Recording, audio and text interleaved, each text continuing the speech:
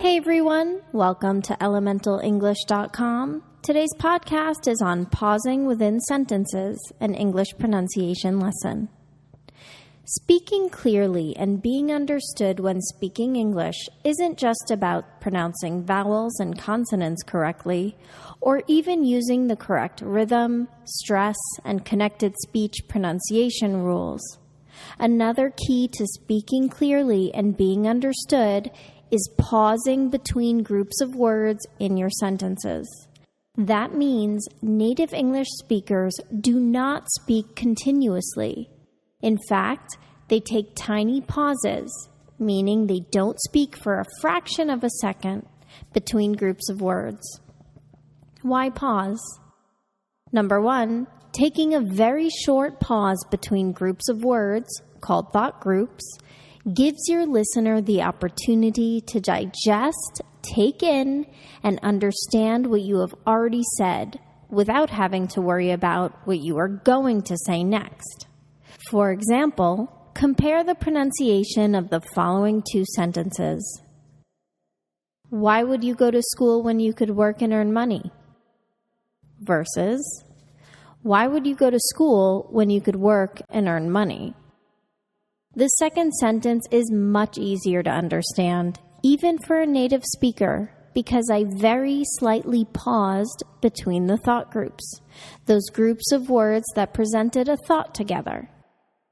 This allowed the listener to digest and understand each part of the sentence before going on to the next part of the sentence.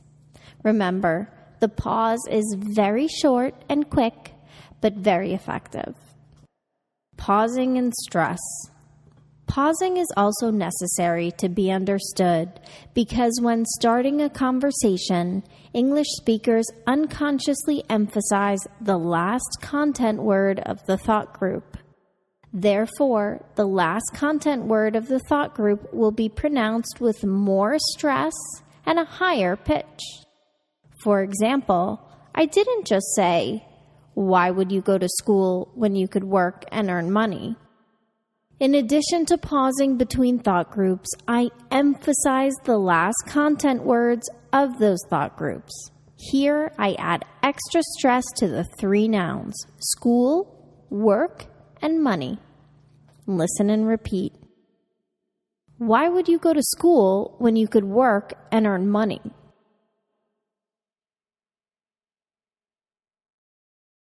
Did you hear that I paused and added a bit of extra stress to the content words of each thought group? Listen and repeat. Why would you go to school when you could work and earn money?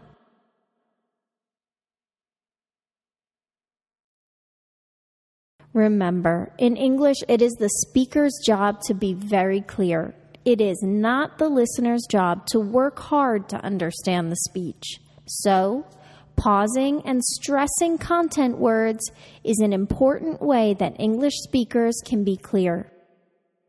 Content words. There are 7 categories of content words that you can emphasize in a thought group. Content words are those words that carry the meaning of a sentence. These include nouns, main verbs, adjectives, adverbs, negatives such as not, WH words such as what, interjections such as wow. So, to review, when thinking about pausing when speaking English, we do 2 things. First, pause between thought groups, groups of words that create a thought. And second, emphasize the last content word in each thought group when starting a conversation. Note that the rules of emphasis in a thought group will change if you are contrasting ideas, presenting new information, correcting an error, or emphasizing agreement. Let's practice pausing between thought groups and emphasizing the last content word when starting a conversation. Listen and repeat. Notice where I'm pausing and what content words I'm emphasizing.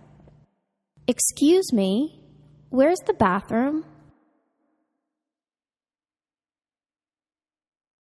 Excuse me, where's the bathroom? Now that I see it, I think I prefer it in red.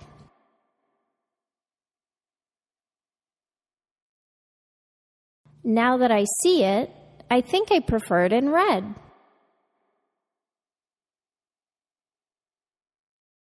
She hasn't told me, but I think she'll get married soon.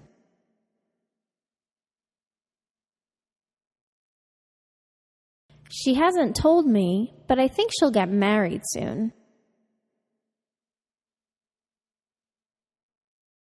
She's pregnant and due in October.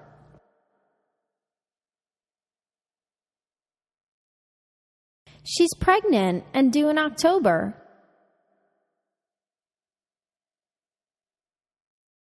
I got a new puppy, but now I need to train her.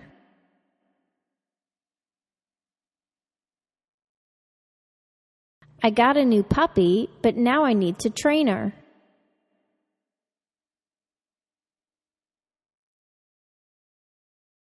Though Steve Jobs is irreplaceable, I think Apple can succeed without him.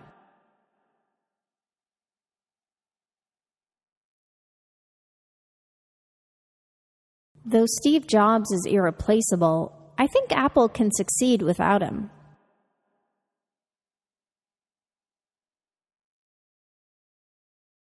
A note about speaking versus writing. In writing, the pause is represented by a comma or a period, so you can think of pausing when you speak like putting a comma between your thoughts. Sometimes in English, in order to speak more clearly, you may just need to slow down and start pausing between thought groups. There was a lot of information in this lesson, so listen to it several times and then listen to native English speakers communicate. You should be able to hear now how they pause between thought groups and place special emphasis on the most important words in those thought groups. If this lesson was helpful to you, feel free to share it with friends and family on Facebook and Twitter.